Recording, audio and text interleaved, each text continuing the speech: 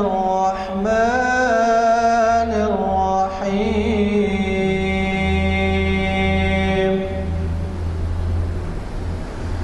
لإيلاف قريش إيلافهم رحلة الشتاء والصيف فليعبدوا رب هذا البيت الذي أطعمهم من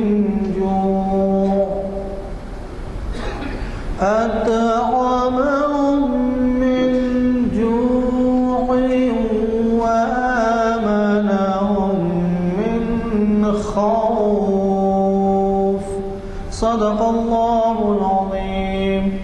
حضرات، جیسے کہ آپ واقف ہیں، آج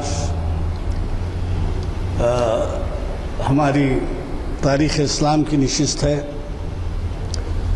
اور یہ 641ویں نشست ہے جو جامع مسجد عالیہ گن فاؤنڈری کے کانفرنس ہال میں بتاریخ 19 اپریل 2014 عیسوی مطابق 18 جمادی الثانی 1435 ہجری بروز ہفتہ بعد نماز عصر کانفرنس ہال میں منعقد ہو رہی ہے۔ اس کا عنوان ویسے تو ہم نے اعلان کیا تھا جمہوریت اور انتخابات، اور اس کو جناب اقبال احمد صاحب انجینئر مخاطب کرنے والے تھے، لیکن جیسا کہ میں پہلے اعلان کر چکا ہوں، وہ بہت ہی کچھ اچانک کام کی وجہ سے ان کو جانا پڑا، اور انہوں نے جو انتظام کیا اس کا بھی میں اعلان کیا ہوں۔ مولانا تشریف لا چکے ہیں، وہ آپ کو مخاطب کریں گے۔ اور ایک بات یہ ہے کہ ہمارا یہ جو بلیٹن ہے 524واں ہے، یہ چھپ کے آ گیا ہے، اور ہمارے پروگرام جیسے کہ آپ جانتے ہیں ہفتے سے ہی شروع ہوتے ہیں، تو جن اصحاب کو بھی یہ بلیٹن نہ ملے ہوں وہ ضرور لیتے جائیں، 2 4 بلیٹن لیں اور اپنے اپنے حلقوں میں اس کے بارے میں بتائیں کہ شریعت انفارمیشن میں ہے ووٹ کی اہمیت شریعت کی روشنی میں۔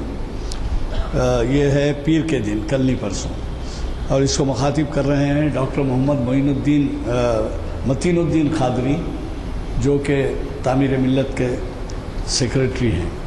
اسی طریقے سے اقبال اور جدید دنیا اسلام، اس کو بہت عرصے بعد جناب محمد ضیاء الدین نیّر صاحب جو آسٹریلیا گئے ہوئے تھے مخاطب کر رہے ہیں، وہ اس پہ بھی چہارشنبے کے دن بھی آپ ضرور شرکت کریں اور اس سے استفادہ کریں۔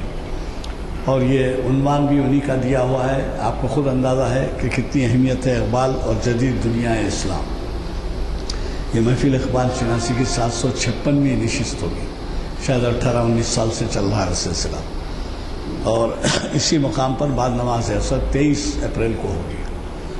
میں آپ سے زیادہ مخاطب کچھ اور کہے بغیر مولانا سے گزارش کرتا ہوں کہ وہ شینشین پر تشریف لائیں اور ہمیں اپنے دیے ہوئے عنوان سے مخاطب فرمائیں۔ والصلاة والسلام على سيد الأنبياء والمرسلين وعلى آله وصحبه أجمعين ومن تبعهم بإحسان إلى يوم الدين، أما بعد، فقد قال الله تعالى في القرآن المجيد والفرقان الحميد: أعوذ بالله من الشيطان الرجيم، بسم الله الرحمن الرحيم، إن الحكم إلا لله أمر ألا تعبدوا إلا إياه ذلك الدين القيم ولكن أكثر الناس لا يعلمون صدق الله العظيم۔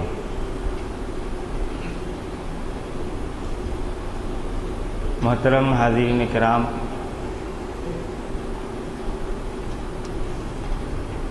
جیسا کہ آپ لوگوں کے علم میں یہ بات آ چکی ہے کہ آج کا عنوان موجودہ حالات کے تناظر میں رکھا گیا ہے۔ ہندوستان میں جو موجودہ حالات ہیں وہ الیکشن کے ہیں، انتخابات کے ہیں۔ کئی جگہوں پر انتخابات ہو چکے اور حاکموں کی قسمت کے فیصلے عوام نے کر دیا اور کئی جگہوں پر ابھی انتخابات ہونے باقی ہیں۔ مجھے کچھ دیر پہلے اس کے بارے میں بتایا گیا کہ یہاں پر انتخابات اور ووٹ کے سلسلے میں اسلامی نقطہ نظر سے کچھ بات کرنی ہے۔ حضرات، میں بات یہاں سے شروع کرنا چاہوں گا کہ آپ صلی اللہ علیہ وسلم کو اس دنیا کی فلاح کے لیے اور اس دنیا کو سدھارنے کے لیے اس دنیا میں بھیجا گیا تھا۔ آپ صلی اللہ علیہ وسلم کسی خاص گوشہ حیات کے لیے مبعوث نہیں ہوئے تھے۔ آپ صلی اللہ علیہ وسلم نے ہماری رہنمائی جہاں عبادت کے میدان میں کی، جہاں عبادت کے سلسلے میں کی، نماز، روزہ، زکوٰۃ اور حج کے بارے میں ہماری رہنمائی کی۔ آپ صلی اللہ علیہ وسلم نے ہماری رہنمائی معاشیات میں بھی کی، سماجیات میں بھی کی، سیاسیات میں بھی کی۔ زندگی کے ہر گوشے میں آپ صلی اللہ علیہ وسلم نے ہماری رہنمائی کی، اور آپ صلی اللہ علیہ وسلم کی بعثت کا مقصد بھی یہی تھا کہ زندگی کا ہر گوشہ، زندگی کا ہر لمحہ خدا کی مرضی کے مطابق اور خدا کے قانون کے مطابق ہو۔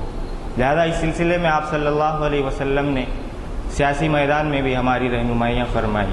آپ صلی اللہ علیہ وسلم نے جب مکے میں اپنی دعوت کا آغاز کیا تو وہ یہاں سے آغاز کیا، قولوا لا الہ الا اللہ تملکون بہ العرب والعجم، کہ لا الہ الا اللہ کہہ دو، اس کے ذریعے تم عرب اور عجم پر حکومت کرو گے۔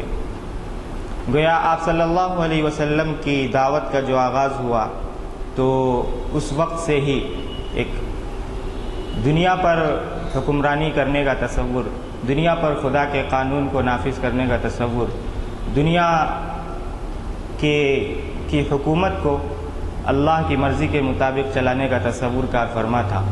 آپ صلی اللہ علیہ وسلم مکے میں 13 سال تک دعوت کا کام انجام دیتے رہے۔ جب آپ صلی اللہ علیہ وسلم مدینہ تشریف لائے تو آپ صلی اللہ علیہ وسلم نے 3 بہت اہم کام کیے۔ پہلا کام آپ صلی اللہ علیہ وسلم نے یہ کیا کہ انصار اور مہاجرین کے درمیان بھائی چارگی کرائی۔ دوسرا کام یہ کیا کہ آپ صلی اللہ علیہ وسلم نے مسجد بنائی، جو اس وقت مسجد بھی تھی اور پارلیمنٹ بھی تھی، دارالقضاء بھی تھی، زندگی کا ہر مسئلہ اس مسجد میں حل ہوتا تھا۔ تیسرا کام آپ صلی اللہ علیہ وسلم نے یہ کیا کہ ایک اسٹیٹ بنائی، ایک مدینہ کی ایک اسٹیٹ بنائی۔ آپ صلی اللہ علیہ وسلم نے ایک کانسٹیٹیوشن بنایا، ایک دستور بنایا۔ مدینہ آنے کے بعد جو اہم کام آپ صلی اللہ علیہ وسلم نے کیے اس میں ایک آپ صلی اللہ علیہ وسلم نے دستور بنایا۔ دستور میں جہاں مہاجرین اور انصار تھے وہیں یہودی بھی اس میں شامل تھے۔ وہ آپ صلی اللہ علیہ وسلم نے مدینہ آتے ہی جیسے آپ صلی اللہ علیہ وسلم کو موقع ملا، ایک مملکت آپ صلی اللہ علیہ وسلم نے ترتیب دی۔ آپ صلی اللہ علیہ وسلم مدینے میں اسلامی حکومت کا فریضہ انجام دیتے رہے۔ غزوہ خندق کے موقع سے آپ صلی اللہ علیہ وسلم نے ایک مرتبہ چٹان پر کلہاڑی ماری تو اس وقت آپ صلی اللہ علیہ وسلم نے یہ خوشخبری دی تھی کہ رومن امپائر اور پرشین امپائر بھی اسلامی سلطنت کے تحت آ کر رہیں گے۔ یہ آپ صلی اللہ علیہ وسلم گویا دعوت کے ساتھ ساتھ ایک حکومت کرنے کا تصور بھی ساتھ رکھتے تھے۔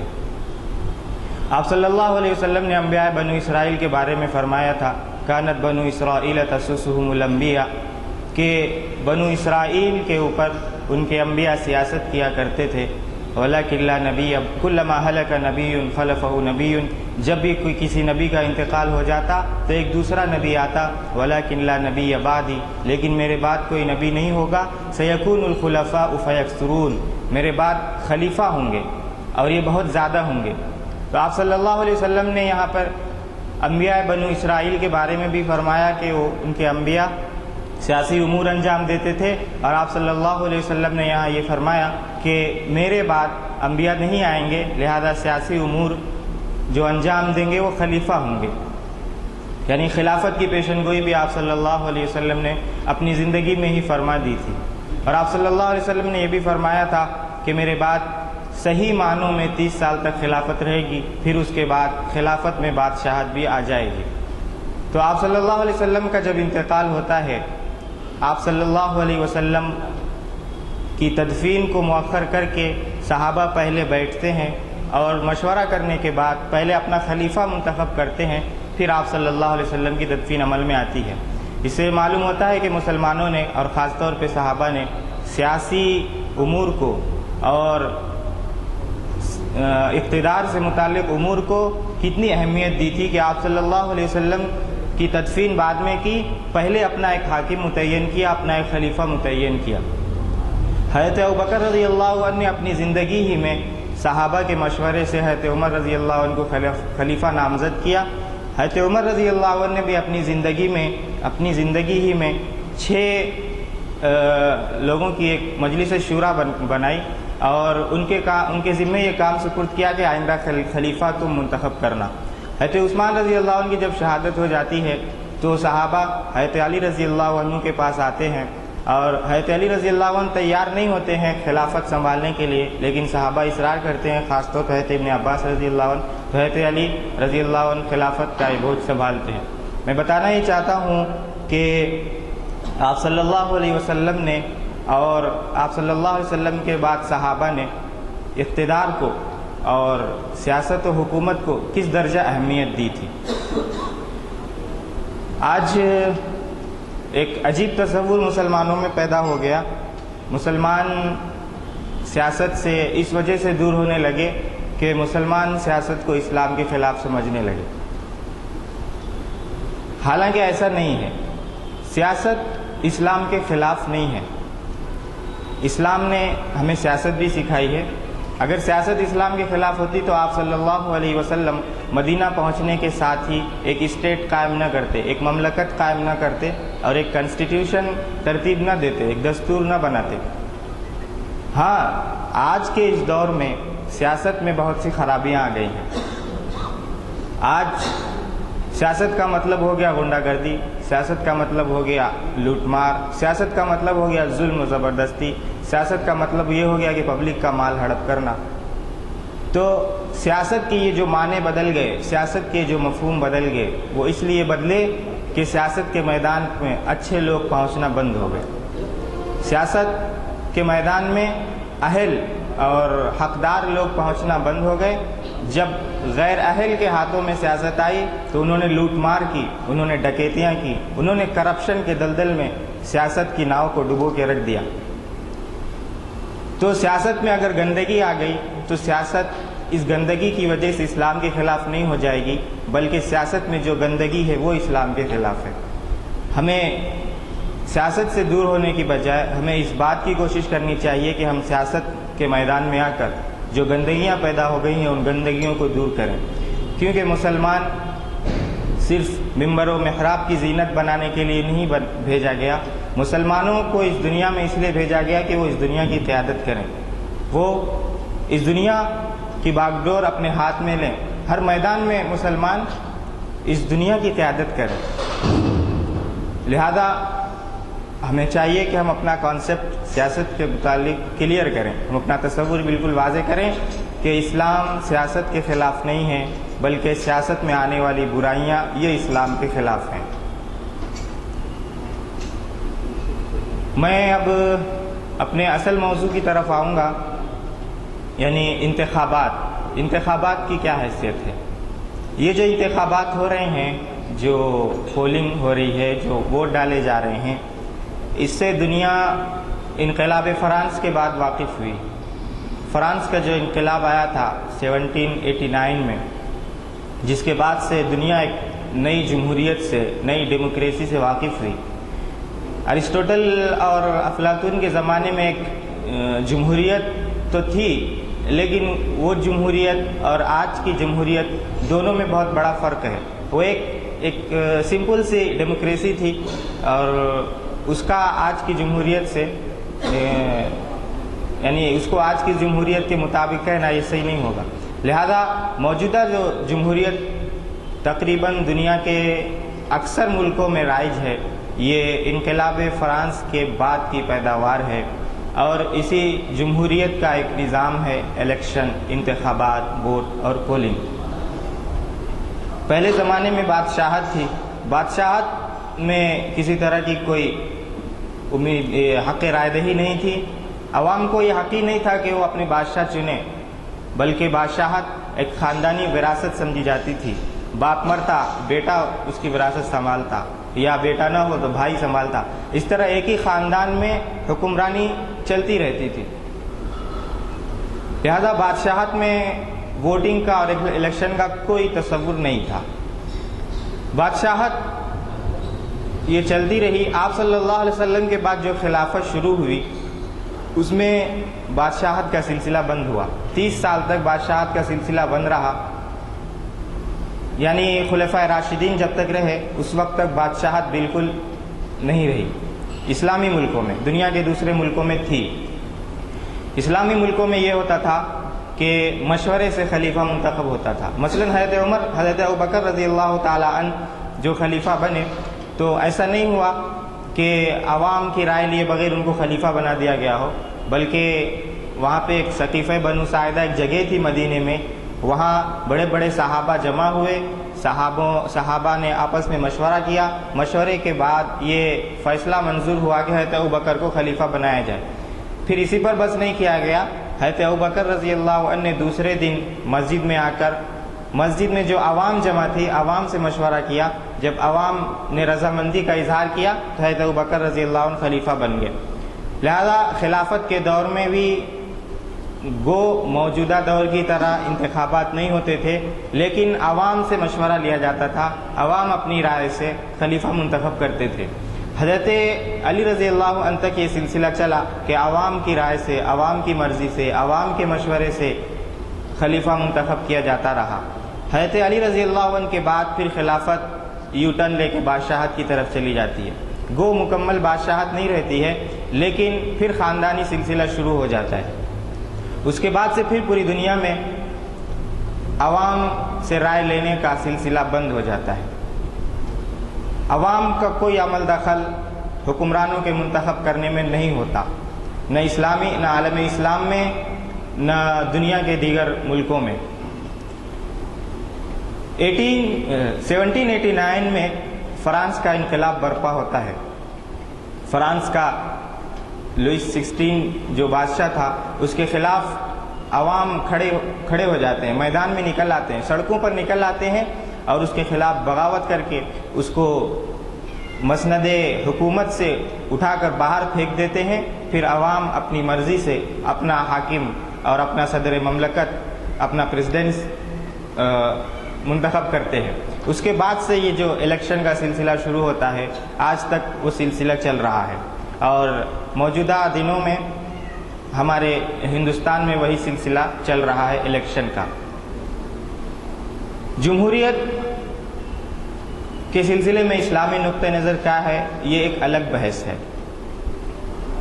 یہاں پر میں صرف انتخابات سے بحث کروں گا۔ انتخابات میں ہوتا کیا ہے؟ انتخابات میں یہ ہوتا ہے کہ امیدوار کھڑے ہوتے ہیں، کینڈیڈیٹس کھڑے ہوتے ہیں، اور یہ کینڈیڈیٹس خود اپنے آپ کو کھڑے کرتے ہیں، ان کو عوام کھڑی نہیں کرتی، یہ خود اپنے آپ کھڑے ہوتے ہیں، اور عوام اپنی رائے بتاتی ہے، عوام کا ہر فرد اپنی رائے بتاتا ہے کہ میں کس کینڈیڈیٹ کو چوز کرتا ہوں، کس امیدوار کو میں منتخب کرتا ہوں۔ یہ موجودہ دور کے انتخابات میں ہوتا ہے جس سے آپ لوگ واقف ہیں۔ اسلامک پوائنٹ آف ویو اس سلسلے میں کیا ہے؟ موجودہ دور میں جو انتخابات ہوتے ہیں اس کی ایک نظیر، اس کی ایک مثال ہمیں آپ صلی اللہ علیہ وسلم کے دور میں بھی ملتی ہے۔ آپ صلی اللہ علیہ وسلم جب مکے میں تھے، دعوت دے رہے تھے، دین کی دعوت دے رہے تھے، انہی ایام میں ایک مرتبہ مکے کے آبادی کے باہر آپ صلی اللہ علیہ وسلم کا قیام رہتا ہے کہ مدینے کے کچھ لوگ آتے ہیں اور آپ صلی اللہ علیہ وسلم سے بیعت کرنا چاہتے ہیں۔ آپ صلی اللہ علیہ وسلم ان سے معاہدہ کرتے ہیں، وہ جو بھی معاہدہ تھا کہ میں مدینے میں آؤں گا تو تم میری حفاظت کرو گے اور یہ جنگ میں ہم سب شریک ہوں گے، وہ معاہدہ تھا۔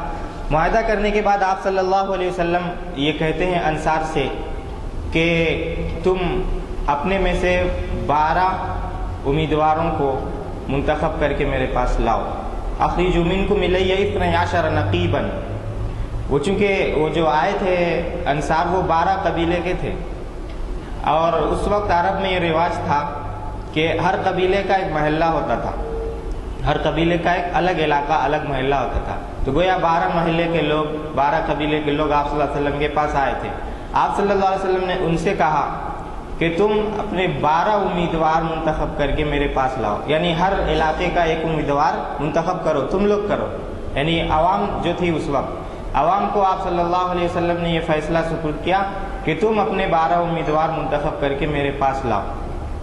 تو اس طرح امیدواری کا یہ سلسلہ ہمیں نبی کریم صلی اللہ علیہ وسلم کے دور میں بھی ملتا ہے کہ نبی کریم صلی اللہ علیہ وسلم نے بھی امیدوار منتخب کرائے تھے 12 قبیلوں کے، یعنی مدینہ کے 12 اہم علاقوں کے امیدوار جو نمائندے تھے اپنے قبیلوں اور اپنے علاقوں کے.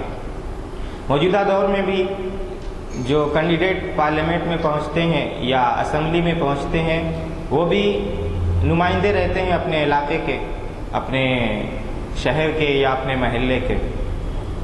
تو اس طرح یہ امیدواری کا اور یہ نمائندگی کا یہ جو تصور ہے، یہ جو کانسیپٹ ہے جس پر عمل ہو رہا ہے، یہ اسلام کے خلاف نہیں ہے. اسلام اس سلسلے میں ہماری اچھی طرح رہنمائی کرتا ہے. لیکن مسئلہ صرف یہی نہیں ہے، اس کے علاوہ بھی اور مسائل ہیں جس پر ہمیں غور کرنے کی ضرورت ہے. موجودہ دور میں ہوتا یہ ہے کہ عہدے خود طلب کیے جاتے ہیں، آدمی خود آگے بڑھ کے عہدہ طلب کرتا ہے، جبکہ اسلام کا کانسیپٹ یہ ہے، اسلام کا تصور یہ ہے کہ لا تسأل الامارۃ من سألها، کہ عہدہ اس کو مت دو، حکومت اس کو مت دو جو اس کو طلب کرے. طلب کرنے والے کو عہدہ نہیں دینا ہے، طلب کرنے والے کو حکومت نہیں دینا ہے. کیوں نہیں دینا ہے؟ اس لیے کہ اسلام کی نگاہ میں یہ جو حکومت کے عہدے ہیں، یہ جو ممبرشپ ہے پارلیمنٹ کی، اسمبلی کی، یہ کوئی حق نہیں ہے، یہ کوئی رائٹ نہیں ہے، یہ ایک ذمہ داری ہے، یہ ایک ذمہ داری ہے، یہ ایک رسپانسبلٹی ہے. اور ظاہر سی بات ہے کہ ذمہ داری اسی شخص کو دی جاتی جو اس ذمہ داری کا نبھانے کا اہل ہو. یہ کوئی ضروری نہیں ہے کہ میرے پاس جو شخص آیا پرچہ نامزدگی داخل کرنے کے لیے، میرے پاس جو شخص آیا ممبرشپ طلب کرنے کے لیے، یہ کوئی ضروری نہیں ہے کہ وہ اس کا اہل بھی ہو. اس لیے یہ منع کر دیا گیا کہ یہ اصول ہی نہ رکھا جائے کہ طلب کرنے والے کو عہدہ دینا ہے، طلب کرنے والے کو ممبرشپ دینی ہے، بلکہ اسلام کا اصول یہ رکھا گیا کہ جو اہل ہو تم خود عہدہ اس تک پہنچاؤ، جو اہل ہے اس تک خود عہدے پہنچاؤ. لہذا اسلام کی نگاہ میں یہ ممبرشپ اور یہ حکومت اور یہ عہدے اور یہ منصب حق نہیں ہے، رائٹ نہیں ہے، یہ ذمہ داری ہے. افسوس کیا ہے آج اس کو حق سمجھا جا رہا. پولیٹیکل سائنس کی کتابیں پڑھیں گے تو اس میں سیاسی حقوق کے ضمن میں یہ بحث آتی ہے کہ شہریوں کو، سٹیزنز کو جو حقوق ملتے ہیں اسٹیٹ میں رہنے کے، اس میں ایک حق یہ بھی ہے کہ وہ پارلیمنٹ کا ممبر بن سکتا، اس میں ایک حق یہ بھی ہے کہ وہ وزیر بن سکتا، اس میں یہ ایک حق یہ بھی ہے کہ وہ سیاسی حقوق سے استفادہ کر سکتا. تو ہماری پولیٹیکل سائنس کی کتابوں میں ان عہدوں کو، ان ذمہ داریوں کو، ان حکومتی منصب کو ایک حق بتایا جا رہا، حالانکہ اسلام کی نگاہ میں یہ ایک حق نہیں ہے، یہ ایک ذمہ داری ہے جس سے بچنے کی تاکید کی جا رہی ہے. حضرت مقدام بن معدی کرب ایک بہت مشہور صحابی ہیں، آپ صلی اللہ علیہ وسلم نے ان سے فرمایا افلحت یا قدیم لو مت ولم تکن عریفا ولا کاتبا ولا امیرا، کہ اے مقدام تو کامیاب ہو گیا اگر تیری موت اس حالت میں آئی کہ نہ تو عریف رہے، نہ تو کاتب رہے، نہ تو امیر رہے. یہ عریف اور کاتب اور یہ امیر سب عہدے تھے اس وقت عرب میں. تو آپ صلی اللہ علیہ وسلم نے خوشخبری سنائی کہ اگر تمہارے پاس یہ عہدے نہ رہیں، اس حال میں تمہاری وفات ہو تو تم سمجھو گے تم کامیاب ہو، اور اگر یہ عہدے رہے تو پھر اس کی پوچھ ہوگی اور بہت سخت پوچھ ہوگی ان عہدوں کی.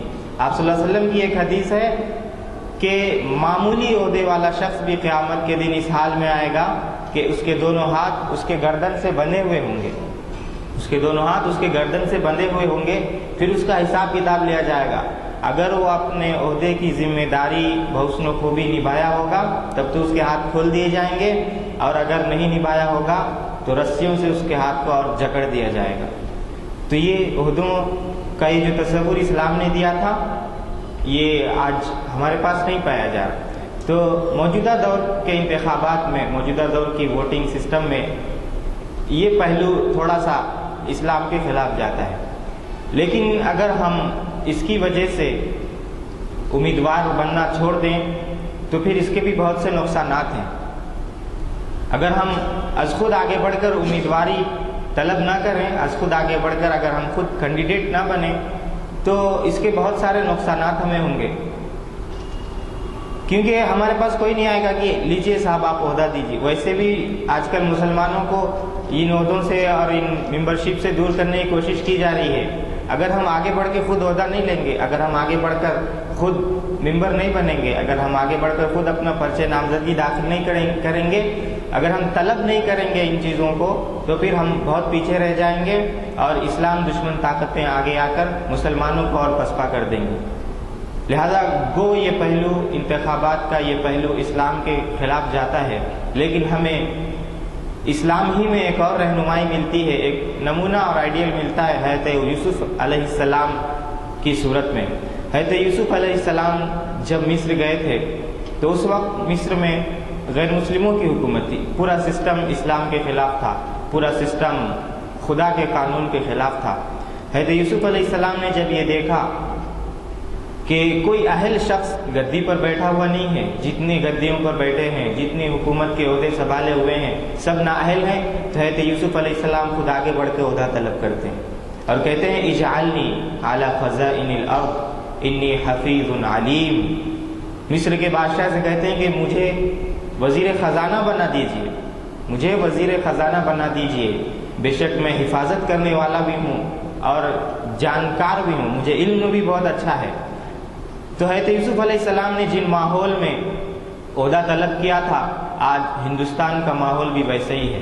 ہندوستان کی سیاست کا جو رخ ہے وہ ویسے ہی ہے کہ اہل عہدوں تک نہیں پہنچ پا رہے ہیں، نااہل لوگ سیاست میں جا رہے ہیں، نااہل لوگ ممبر بن رہے ہیں، ایم پی بن رہے ہیں، ایم ایل اے بن رہے ہیں، ایم ایل سی بن رہے ہیں۔ لہذا ایسے ماحول میں اگر ہم خود بڑھ کے عہدہ طلب کرتے ہیں تو یہ حضرت یوسف علیہ السلام کی ایک سنت کے مطابق عمل ہوگا، یہ اسلام کے خلاف نہیں ہوگا۔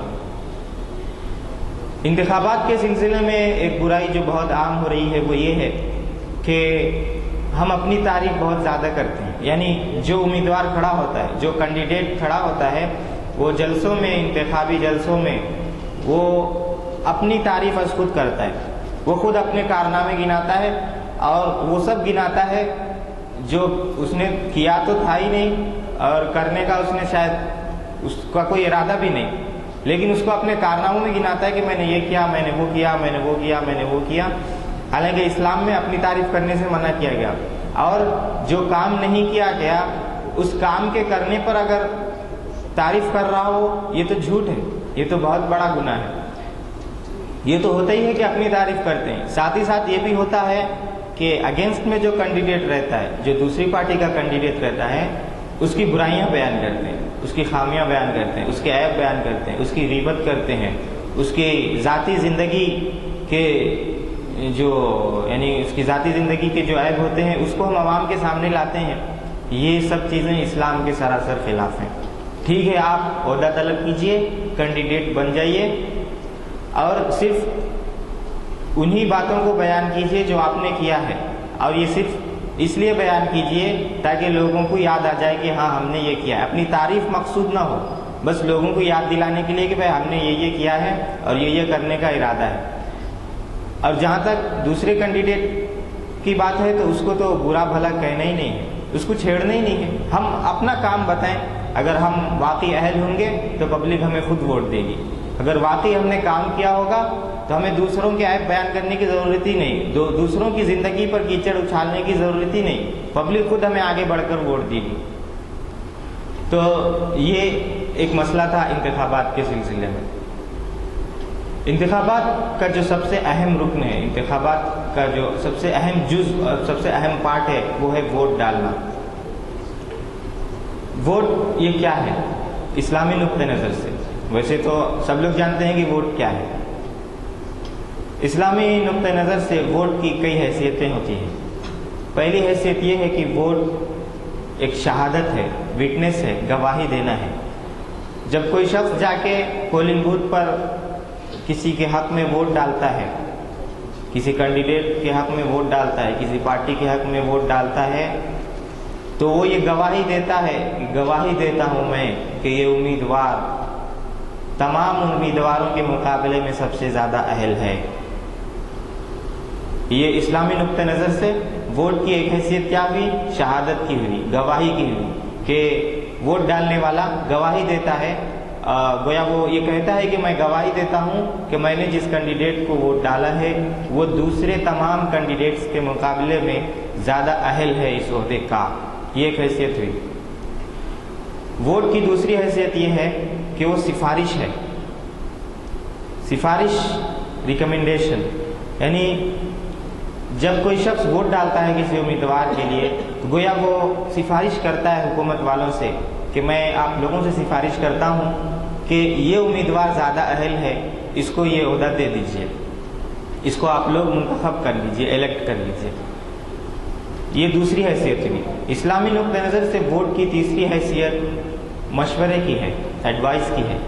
جب کوئی شخص کسی امیدوار کے حق میں ووٹ ڈالتا ہے تو گویا وہ مشورہ دیتا ہے، وہ اپنی رائے کا اظہار کرتا ہے کہ میری رائے کے مطابق میں مشورہ دیتا ہوں کہ میری رائے کے مطابق یہ کینڈیڈیٹ سب سے زیادہ اہل ہے. یہ تیسری حیثیت ہوئی. چوتھی حیثیت ووٹ کی وکالت کی، یعنی کسی کو وکیل بنانا. یہ وکیل کورٹ والا وکیل نہیں، وکیل یہاں پر نمائندہ کے معنی میں ہے، ریپریزنٹیٹیو کے معنی میں. جب کوئی شخص کسی کو ووٹ ڈالتا ہے کسی امیدوار کو تو اس کا مطلب یہ ہوتا ہے کہ وہ اپنا نمائندہ بنا رہا ہے. وہ اس کو اپنا نمائندہ بنا رہا ہے کہ آپ پارلیمنٹ میں جا کے ہماری نمائندگی کرنا، ہمارے مسائل حل کرنا، ہمارے لیے آپ پارلیمنٹ اور اسمبلی میں آواز اٹھانا. یہ ووٹ کی 4 حیثیتیں ہوئی. یہ چاروں حیثیتیں ووٹ کی جو ہوئی، اس کی وجہ سے ووٹ ہمارے لیے بہت ہی نازک ہو جاتا ہے اسلامی نقطہ نظر سے. ووٹ ایک اہم فریضہ ہو جاتا ہے. ہم ووٹ کے اس نازک پن کو سمجھ نہیں سکتے، اور یا تو پیسوں کی وجہ سے یا کسی کے کہنے کی وجہ سے یا ایسے ہی کسی ایسے شخص کو ووٹ دے دیتے ہیں جس کو ہم اہل نہیں سمجھتے. اگر ہم ایسے شخص کو ووٹ دے رہے ہیں جس کو ہم اہل نہیں سمجھتے تو پھر یاد رکھیے یہ جھوٹی گواہی ہے. یہ جھوٹی گواہی ہے. یعنی آپ اس کو اہل نہیں سمجھ رہے پھر بھی گواہی دے رہے ہیں کہ میرے نزدیک یہ سب سے زیادہ اہل ہے، لہٰذا اس کا مطلب یہ ہوا کہ آپ جھوٹی گواہی دے رہے ہیں. اور جھوٹی گواہی دینا کتنا بڑا گناہ ہے کہ آپ صلی اللہ علیہ وسلم نے اس کو کبیرہ گناہوں میں سے بھی جو کبیرہ گناہ ہیں، تو کبیرہ گناہ ہوئے، پھر ان کبیرہ گناہوں میں جو ٹاپ کے گناہ ہیں ان میں ایک یہ ہے جھوٹی گواہی دینا. اور قرآن میں نیک لوگوں کی صفت یہ بتائی گئی والذین لا یشہدون الزور، کہ جھوٹی گواہی نہیں دیتے. لہذا جو نااہل کو ووٹ ڈال رہا ہے اس کا مطلب یہ ہے کہ وہ نیک نہیں ہے، کیونکہ قرآن کہہ رہا ہے کہ والذین لا یشہدون الزور، اللہ کے نیک بندے وہ ہیں جو جھوٹی گواہی نہیں دیتے. اب اگر کوئی نااہل کو ووٹ ڈال رہا ہے تو وہ جھوٹی گواہی دے رہا ہے، لہذا نااہل کو ووٹ ڈالنے والا اللہ کا نیک بندہ نہیں ہے، قرآن کہہ رہا ہے.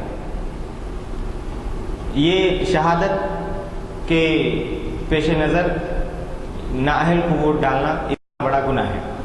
دوسری حیثیت کہ سفارش کی ہے. قرآن میں من یشفع شفاعۃ حسنۃ یکن لہ نصیب منہا، جو کسی کے لیے اچھی سفارش کرے گا، کسی کے لیے اچھے کام کی سفارش کرے گا یا کسی اچھے شخص کی سفارش کرے گا تو وہ شخص جو اچھا کام کرے گا اس کا ثواب اس کے حصے میں بھی آئے گا. ومن یشفع شفاعۃ سیئۃ یکن لہ کفل منہا، جو کسی شخص کے بارے میں غلط سفارش کرے گا، ناحق سفارش کرے گا، تو وہ جو برا کام کرے گا اس کا گناہ اس کے کھاتے میں بھی آئے گا. اب اگر کوئی شخص جانتے بوجھتے کسی نااہل کو ووٹ ڈال رہا، کسی کو ووٹ دے دیا، حالانکہ وہ جانتا ہے کہ اس کا اہل نہیں ہے، دوسرا شخص اس سے زیادہ اہل ہے، لیکن وہ اس کو ووٹ دے دیا، اور وہ شخص جیتنے کے بعد گڑبڑ کر رہا، صحیح نمائندگی نہیں کر رہا، گھوٹالے کر رہا، کرپشن میں ڈوب رہا، پبلک کے پیسے ہڑپ کر رہا، تو یہ جو جتنی بھی برائیاں کرے گا یہ ووٹ ڈالنے والے کے سر پر بھی وہ برائیاں آئیں گی کہ تو نے منتخب کیا کیوں ایسے شخص کو، ایسے شخص کی سفارش کی تو۔ یہ قرآن کی آیت ہے وَمَن يَشْفَعْ شَفَاعَةً سَيِّئَةً يَكُن لَّهُ كِفْلٌ مِّنْهَا، کہ غلط سفارش کرنے والا اگر کسی کی سفارش کرے گا تو اس شخص کی برائیاں بھی اس کے حصے میں آئیں گی۔ تیسری حیثیت ہے مشورے کی۔ مشورے کے سلسلے میں آپ صلی اللہ علیہ وسلم کی حدیث ہے المستشار مؤتمن، کہ جس سے مشورہ طلب کیا جائے، جس سے مشورہ مانگا جائے، اس کی حیثیت امانت دار کی ہے، اس کے پاس مشورہ ایک امانت ہے۔ آپ سے مشورہ یہ طلب کیا گیا کہ آپ مشورہ دیجئے کہ ان کینڈیڈیٹس میں یہ جو فہرست ہے، ان پارٹیز کی فہرست میں کون سی پارٹی امیدواری اور نمائندگی کی زیادہ اہل ہے، آپ سے مشورہ طلب کیا گیا۔ تو آپ جس کو اہل سمجھتے ہیں، آپ کی جو رائے ہے وہ رائے ایک امانت ہے۔ اگر آپ نے اس رائے کا صحیح استعمال کیا تو یہ امانت کو حقدار تک پہنچا دینا ہے۔ اگر آپ نے اس رائے کا غلط استعمال کیا، آپ نے مشورے کا غلط استعمال کیا تو یہ خیانت ہے۔ کسی نااہل کو ووٹ دینا یہ مشورے کا غلط استعمال ہے اور یہ خیانت ہے۔ تو آپ دیکھیے، صرف نااہل کو ووٹ دینا، ایک ووٹ دے دینے کی وجہ سے، نااہل کو ووٹ دے دینے کی وجہ سے انسان کتنی گناہوں کا مرتکب ہو جاتا ہے۔ وہ جھوٹی گواہی کا مرتکب ہو جاتا ہے، جھوٹا گواہ بن جاتا، وہ غلط سفارشی کا مرتکب ہو جاتا ہے، غلط سفارش کرتا ہے وہ، اور وہ خیانت کرنے والا بن جاتا ہے۔ لہذا ووٹ کی جو اہمیت ہے اسلام کی نظر میں بھی بہت اہم ہے اور جمہوریت کے اس دور میں بھی بہت اہم ہے، کیونکہ ووٹ کے ذریعے ہی نمائندوں کی قسمت کا فیصلہ ہوتا ہے۔ اگر ووٹ کا صحیح استعمال نہیں کیا اکثر لوگوں نے تو پھر ناحق امیدوار پارلیمنٹ تک پہنچیں گے، اسمبلی تک پہنچیں گے، اور جب ناحق امیدوار پہنچیں گے، ناحق نمائندے پہنچیں گے، گھوٹالے کرنے والے نمائندے بھی پہنچیں گے، کرپشن میں ڈوبے ہوئے نمائندے پہنچیں گے، تو پھر مسائل حل نہیں ہوں گے، مسائل اور پیدا ہوں گے، مسائل روز بروز پیدا ہوتے رہیں گے۔ اس لیے اگر مسائل حل کرنے ہیں، اگر اس ملک کو سالمیت کے دھارے پر چلانا ہے، اگر اس ملک کو کرپشن سے پاک کرنا ہے، اگر اس ملک میں امن و امان برپا کرنا ہے، اگر اس ملک میں بھائی چارگی اور اخوت کی فضا قائم کرنا ہے، تو پھر ہمارا یہ فرض بنتا ہے جمہوری اعتبار سے بھی اور اسلامی اعتبار سے بھی کہ ہم اپنے ووٹ کا صحیح استعمال کریں، ہم اپنے ووٹ کا غلط استعمال نہ کریں۔ ایک مسئلہ آتا ہے پیسے لے کر ووٹ دینے کا۔ پیسے لے کر ووٹ دینا یہ بہت چلتا ہے۔ یہ کیا ہے؟ کیا اس کی کوئی قباحت ہے یا یوں ہی جائز ہے؟ پیسے لے کر ووٹ دینا اسلام کی نگاہ میں بہت سنگین گناہ ہے، بہت سخت گناہ ہے۔ پیسے لے کر ووٹ دینا یہ رشوت ہے، گویا آپ رشوت لے رہے ہیں۔ اپنی حق رائے دہی کا استعمال کرنے کے لیے، ووٹ دینے کے لیے آپ کسی سے رشوت لے کے اس کو ووٹ دے رہے ہیں۔ اور رشوت کا جو گناہ اسلام میں ہے وہ تو معلوم ہی ہے، آپ صلی اللہ علیہ وسلم کی حدیث ہے الراشی والمرتشی کلاہما فی النار، رشوت دینے والا اور رشوت لینے والا دونوں جہنم میں جائیں گے۔ رشوت لینے والا، رشوت دینے والا دونوں جہنم میں جائیں گے۔ لہذا جو امیدوار، جو کینڈیڈیٹ پیسے دے رہا تاکہ اسے ووٹ ملے، وہ بھی حدیث رسول صلی اللہ علیہ وسلم کی روشنی میں اپنی آخرت خراب کر رہا۔ اور عوام میں سے جو شخص پیسے لے رہا تاکہ پیسے لے کر اس کو ووٹ دے، تو وہ بھی حدیث رسول صلی اللہ علیہ وسلم کی روشنی میں اپنی آخرت خراب کر رہا۔ لہذا مسئلہ بہت نازک ہو جاتا ہے۔ ووٹ دینے کا مسئلہ عام مسئلوں کی طرح نہیں ہے۔ اسلامی نقطہ نظر سے اگر غور کیا جائے تو ووٹ دینے کا مسئلہ بہت ہی سنگین ہو جاتا ہے.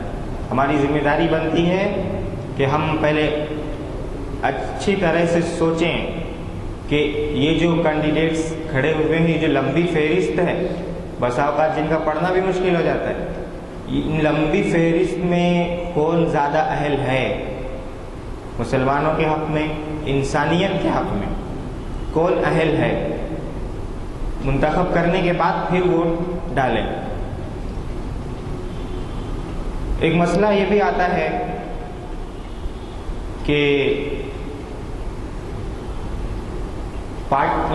مسلمانوں کا امیدوار بننا تو بجا ہے، یعنی صحیح ہے، جائز ہے ہندوستان کے ماحول میں، لیکن کیا آدمی جس پارٹی کا چاہے اس پارٹی کا امیدوار بن سکتا ہے، یا اس سلسلے میں کوئی اصول بھی ہے؟ اس بارے میں ایک سیمینار ہوا تھا اسلامک فقہ اکیڈمی کا، اسلامک فقہ اکیڈمی انڈیا کا، تو اس نے یہ ریگولیشن پاس کیا تھا کہ جو پارٹیاں اسلام کے خلاف ذہن رکھتی ہیں، یعنی مسلمانوں کے خلاف ذہن رکھتی ہیں، جو پارٹیاں ہندو راج لانا چاہتی ہیں، ہندوازم برپا کرنا چاہتی ہیں، جو پارٹیاں سیکولرزم کے لیے خطرہ ہیں، ہندوستان سے سیکولرزم کا خاتمہ چاہتی ہیں، جو پارٹیاں ہندو مسلم فسادات کرواتی ہیں، کروانا چاہتی ہیں، ایسے انسانیت دشمن، انسان دشمن، ملک دشمن پارٹیوں سے امیدوار بننا اور ان ملک دشمن، انسان دشمن اور مسلم دشمن پارٹیوں کو ووٹ ڈالنا یہ جائز نہیں ہے. یہ ریگولیشن پاس ہوا تھا اسلامک فقہ اکیڈمی انڈیا کی طرف سے. لہذا یہ ایک اصولی بات ہو گئی. اس اصول کو سامنے رکھ کے ہم جائزہ لے سکتے ہیں پارٹیوں کا، اور پھر اگر ہم امیدوار بننا چاہتے ہیں تو اپنے لیے پارٹی منتخب کر سکتے ہیں، اور اگر ہم امیدوار نہیں بننا چاہتے تو پھر ووٹ ڈالنے کے لیے بھی ہم ایک سیکولر فرد کو منتخب کر سکتے ہیں. اب سیکولر بھی کئی آ جاتے ہیں، ایک ہی سیٹ سے کئی سیکولر کھڑے ہو جاتے ہیں. تو اس سلسلے میں کیا ہے؟ اس سلسلے میں وہی ہے کہ ان تمام سیکولر کینڈیڈیٹ میں جو زیادہ اہل ہے عہدے کا اس کو ووٹ دیا جائے. جو سیکولر نہیں ہے، جو سیکولرزم کے خلاف ہے، جو ملک کے امن و امان کے خلاف ہے، جو ملک میں فساد برپا کروانا چاہتا ہے، جو ہندو مسلم یا مسلم اور دوسری غیر مسلم قوموں کے درمیان نفرت پھیلانا چاہتا ہے، جو انسانوں کو خانوں میں بانٹنا چاہتا ہے، ایسے امیدوار کو ووٹ ڈالنا قطعاً جائز نہیں ہوگا. اگر ایسے امیدوار کو ووٹ دیا جائے گا جو ملک دشمن ہیں، جو سیکولرزم کے خلاف ہیں، جو سیکولر مائنڈیڈ نہیں ہیں، جو انسانوں کو نفرت کے خانوں میں بانٹ رہے ہیں، اگر ایسے امیدوار، ایسے کینڈیڈیٹ کو ووٹ دیا جائے گا تو پھر وہ جو کرے گا، وہ اگر فساد برپا کرے گا تو اس کا گناہ اس کے سر ہو گئی، اس کو منتخب کرنے والوں کے سر بھی ہوگا.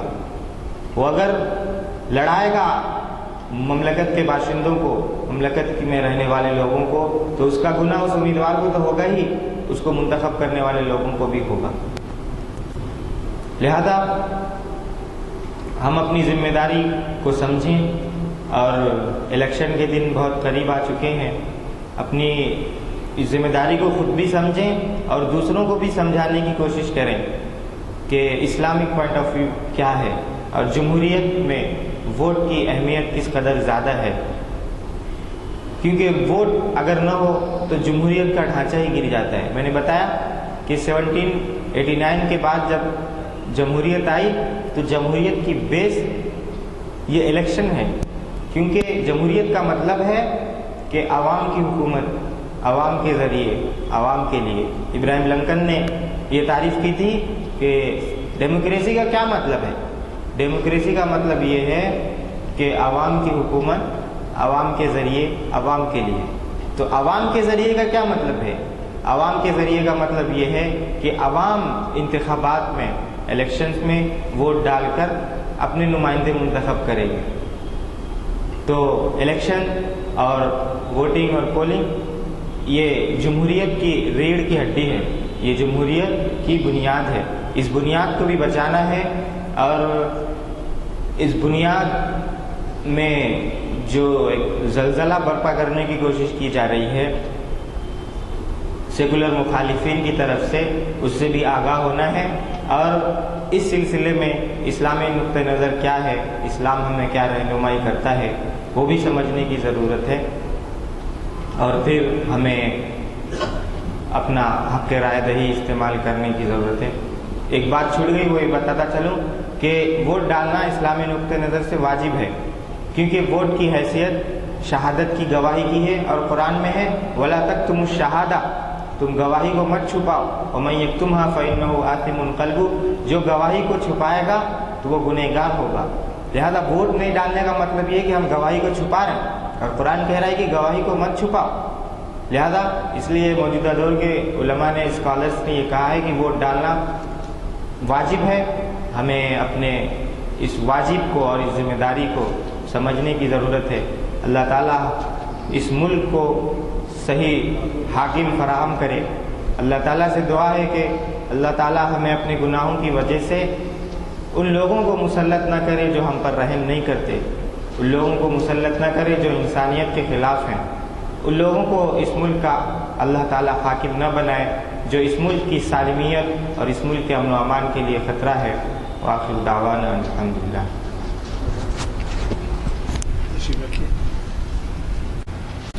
حضرات، حالات کے پیش نظر جو عنوان منتخب کیا گیا ہے اس سے آج کے مقرری صاحب نے بہت ہی انصاف کیا، کیونکہ آپ کو تمام پہلوؤں سے واقف کروایا.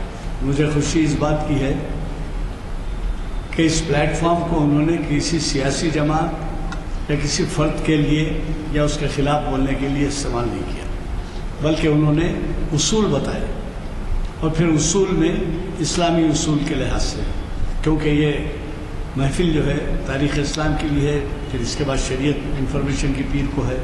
تو ہمارے مقرری صاحبین نے مقرری صاحبین جو احتیاط برتتے ہیں اس کی تعریف کرنی چاہیے کہ وہ کسی اس پلیٹ فارم کو کسی کے لیے استعمال نہیں کیے، بلکہ دین و ایمان، اخلاق، سیکولرزم اور یہ تمام چیزوں سیکولر ملک میں ہم رہتے ہیں، ان تمام چیزوں کو پیش نظر رکھ کر بڑے ہی والہانہ انداز میں، بڑے ہی گہرے انداز میں آپ سے انہوں نے مخاطبت کی. مجھے یقین ہے کہ آپ ان کے خیالات سے استفادہ فرمائیں گے اور ان تمام باتوں کا خیال رکھیں گے جن باتوں کے لیے کہ انہوں نے آپ کو مشورہ دیا ہے. دوسرے یہ کہ آج اقبال کا جو ہے ایک ایسی نشست ہے جو تعمیر ملت کے آفس میں منائی جا رہی ہے. یہ ہے خلیل گلشن ماسا ٹینک کے آگے، خواجہ مینشن کے آگے ہے، اور وہ وجہ یہ ہے کہ 21 اپریل اقبال کے رحلت کا دن ہے، تو آج اس کو وہاں پر چھٹی کا موقع ہے، ہفتے کے شام ہے، تو اس وجہ سے رکھا گیا ہے. اس میں اچھے سے مقررین ہیں، ہمارے یہاں مخاطب کرنے والے بھی ہیں اس کے اندر، تو لہٰذا میں گزارش ہے کہ آپ جو حضرات بھی اس میں شرکت کر سکتے ہوں وہاں ضرور تشریف لائیں اور ہمیں مخاطبت اس سے استفادے کا موقع دیں. اور اگلے پروگرام کے بارے میں جو آپ کو بلیٹن دیے گئے ہیں ان کا خیال رکھیے اور کوشش کیجیے کہ اس میں آپ شرکت کر سکیں. اگر کسی کو کچھ سوال کرنا ہے تو سوال کر سکتے ہیں، اور اگر نہیں کرنا ہے تو چونکہ دعا ہو چکی ہے محفل برخاست کی جاتی ہے. گیا کہ آج شام میں خلیل گلشن میں ہے، مجھے مولانا محمد شمس الدین صاحب لیکچرر نے توجہ دلائی کہ 21 کو نہیں ہے، آج نہیں ہے بلکہ 21 تاریخ کو ہے. 21 تاریخ یعنی پیر کے دن، اور پیر کے دن یہاں پر مقرر ہیں ڈاکٹر محمد متین الدین قادری صاحب جو تعمیر ملت کے سیکریٹری ہیں، اور یہاں سے آپ وہاں چل سکتے ہیں. یہ ہے 7 بجے شب لیکچر ہال اقبال اکیڈمی، ماسا ٹینک، یوم اقبال بضمن 76واں یوم وفات اقبال کا. اور شکریہ جناب، آپ نے توجہ دلائی مجھے، ورنہ میں خود بھی وہیں پہنچ جاتا تھا. تو دعا ہو چکی ہے، محفل برخاست.